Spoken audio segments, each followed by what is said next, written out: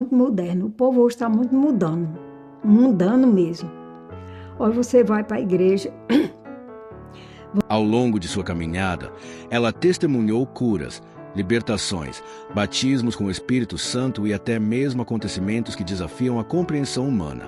Porém, sua principal mensagem não é sobre os milagres em si, mas sobre a fidelidade de Deus. Segundo ela, Deus não mudou. O Senhor continua poderoso para operar maravilhas.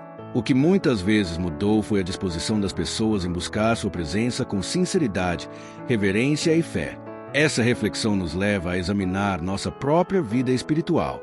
Temos buscado a Deus apenas pelos benefícios, só por amor à sua presença. Temos dado espaço para que Ele opere em nossa vida. Ele hoje está em São Paulo, ele é até pastor.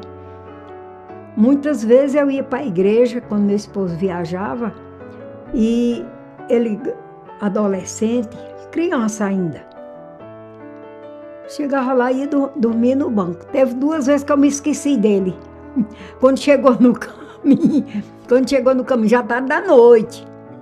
Chegou no caminho, cadê o menino, pelo amor de Deus? O Deus estava perto da igreja ainda. Aí a gente voltou e foi, já estava dormindo lá no... Às vezes ele não queria ir para a igreja, o pai dele dizia, isso eu não vou não, pai, porque eu só vou dormir. Ele disse, é melhor dormir na igreja do que ficar em casa. Aí a gente ia com as crianças, assim, e eles ficavam todos sentados ali, não tem essa história de estar se levantando para ir beber água, para ir em banheiro, para ir essas coisas, não existe isso não. Tinha tudo isso lá, mas ninguém... Ou comida para a igreja, por menino. Hoje o povo leva um saco de comida, é biscoito, é bombons, é bolacha, é suco, é Danone, é tudo que tem para o menino lanchar em casa, leva para a igreja. Agora tá um negócio de celular. Os pais acostumaram as crianças, eles não assistem, muitas vezes nem os pais assistem, as mães principalmente, que é quem fica mais com as crianças. Fica mais empolgada ali com o filho, assistindo aqueles desenhos, aquelas coisas, com celular. Criança que às vezes não sabe ainda de nada, mas tem um celular desse tamanho assim. Fica lá sentado, aquilo ali tira muita atenção do culto, do pregador, do cantor. Tem muita gente lá que você vê. A gente se senta no banco assim, aí tem gente que é aquela tagarela de conversa o tempo todo. Pergunta o que foi lido na Bíblia, qual foi o versículo, o que foi que o irmão falou, que ele não sabe dizer, porque não está mais com aquela atenção. E hoje é assim, aí o povo se acostuma, quer ver a igreja cheia, não quer ver o povo com reverência na igreja, quer ver a igreja cheia do jeito que tiver. Hoje o povo está permanecendo como é ainda, né? E, assim, estimula. Aí vê o pregador só falta pouco, como se diz, se esgoelar todo de falar. E o povo não dá muita atenção, não dá atenção, não. É melhor não ir. É melhor não ir, porque quando a gente sai de casa, eu mesmo sou assim, quando eu saio de casa, eu vou para a igreja prestar meu culto. Eu não quero que ninguém esteja perto de mim conversando, nem me perguntando nada, não, porque a minha atenção está voltada lá para cima, para o púlpito. O que é que o pregador está falando, o que é que o irmão está cantando, o que é que o irmão está dando um testemunho, contando uma bênção. Mas o povo não está mais assim empolgado nessas coisas, não. Agora, eu digo que os culpados é muitas vezes os pregadores, porque não bota a ordem. Não bota a ordem. Aí quer ver, porque se disser alguma coisa, fulano não vem mais. Mas quem serve a Deus não tem essa história porque não vem mais, não. Porque está ali, é um compromisso que a gente assumiu. E ninguém pode, como se diz, estar desviando pensamento, conversando com fulano, ciclano, beltrano, essas coisas assim. Não, a igreja é um lugar sagrado. Eu considero assim e sei que é realmente, porque se o Espírito Santo está ali, Jesus está ali, não é o que a gente diz? Jesus está aqui, o Espírito Santo está aqui, e a gente tem que reverenciar, mesmo que a gente não veja, mas a gente, pela fé, está sabendo que ele está ali. E se ele não tiver, o que é que a gente vai buscar? Nada. Perdeu tempo, é melhor ficar em casa, né?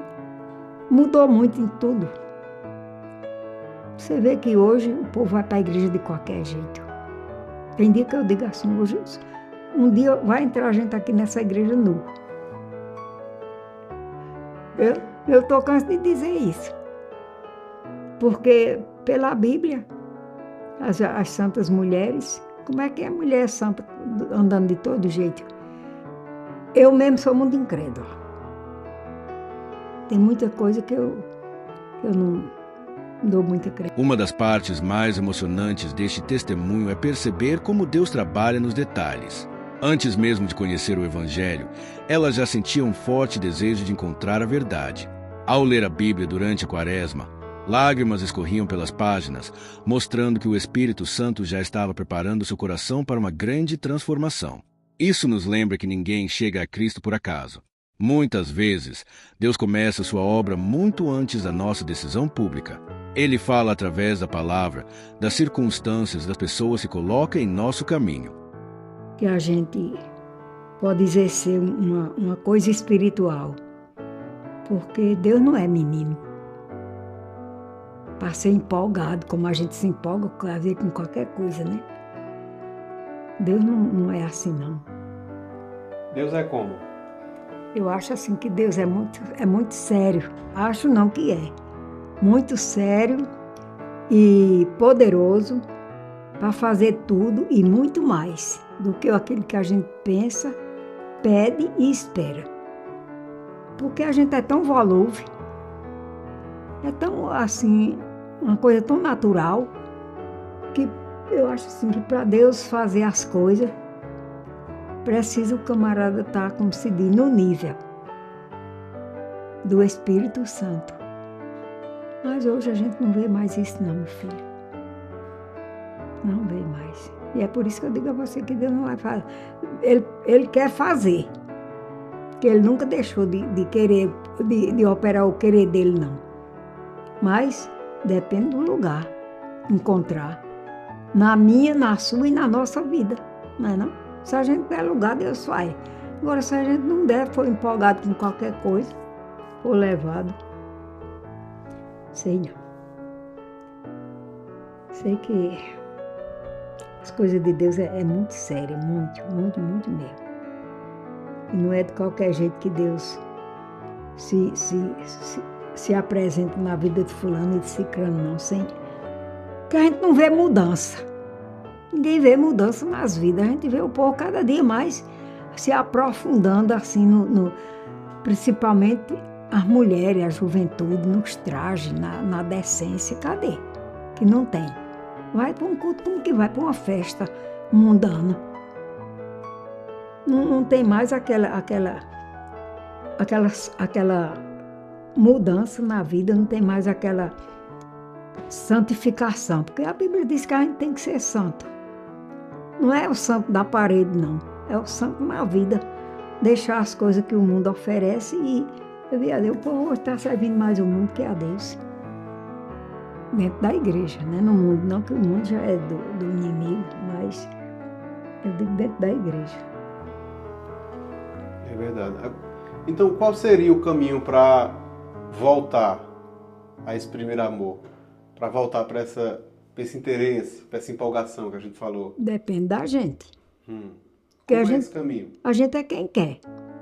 Se a gente quiser, Deus faz. Tomasse uma atitude, pedir a Deus, para Deus mudar, para Deus renovar, para Deus fazer aquilo que a gente não pode fazer. Que às vezes a gente até pode, mas nem quer. Né? Mas Ele vai aonde a gente não vai e faz aquilo que a gente não pode fazer. Eu mesmo não tenho de querer me queixar de Deus em coisa nenhuma. Se eu não sou do jeito que é para Deus querer, porque a culpa é minha. Não é de Deus, não. Porque Deus está pronto. E Ele tem o maior prazer de fazer as coisas gloriosas, maravilhosas na vida das pessoas. Porque senão o sacrifício de Jesus tinha sido em vão. Né? Tanto que Ele sofreu o que passou, as humilhações, tudo que aconteceu e ser em vão. Não, aquilo ali tem uma finalidade. E qual é a finalidade? É a gente procurar fazer a vontade de Deus, que é para naquele dia, porque no céu não vai entrar de qualquer jeito, não. O povo pensa que só dizer eu sou. Precisa fazer mudança. Aonde quer que a gente esteja, fazer a diferença. Não é só botar um crachá e sair dizendo eu sou isso, eu sou crente. Não. Tem muita gente que faz uma distinção da presença de Deus e a presença manifesta de Deus, né? Então Deus está aqui. Onde estiverem dois ou mais, Deus está no meio. Né? Mas existem momentos que a presença de Deus está de uma maneira mais intensa, né? Que mais dá para quase que né? pegar, assim, está mais forte no ambiente. Você tem recordação aí na sua trajetória cristã de um momento em que a presença de Deus foi muito intensa, assim? Muito perceptível? Muitas vezes, viu? Qual dessas vezes a senhora lembra mais forte, assim, mais intensa? Meu filho, principalmente no batemos com o Espírito Santo. Porque é o momento mais, como se diz, o momento mais afetivo da presença de Deus. Porque a gente sabe realmente que Ele está ali. Porque os milagres que Ele opera. E um batemos com o Espírito Santo. Quando a gente trabalhava lá na rodoviária, a gente tinha uma loja. E na época a gente tinha uma rural. E meu esposo estava doente e estava internado. E a gente foi buscar uma mercadoria lá no Zé Pinheiro, foi eu e meu filho. Quando a gente foi atravessando ali a rua Manuel Tavares, aí vinha descendo um caminhão. Quando veio descendo o caminhão, meu filho, foi encher na rural.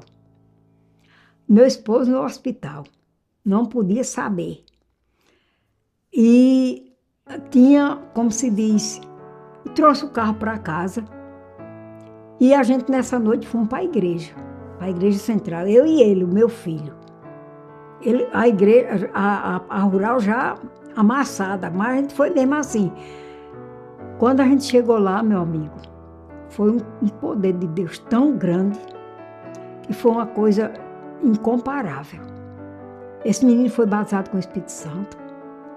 Apesar de toda a luta que a gente estava passando, ele saiu no meio da rua, falando língua estranha. Era uma coisa linda. Esse dia eu nunca me esqueci. Marcou. A história desta serva de Deus nos mostra que uma vida inteira ao lado de Cristo vale a pena. São mais de 6 décadas de fé, perseverança e experiências com o Senhor. Seu testemunho nos ensina que o segredo não está em viver atrás de emoções passageiras, mas em permanecer fiel dia após dia. Que este testemunho desperte em nós o desejo de buscar mais a Deus, valorizar sua palavra e viver uma vida que honre o nome de Jesus. Porque o mesmo Deus que operou no passado continua operando hoje para aqueles que creem.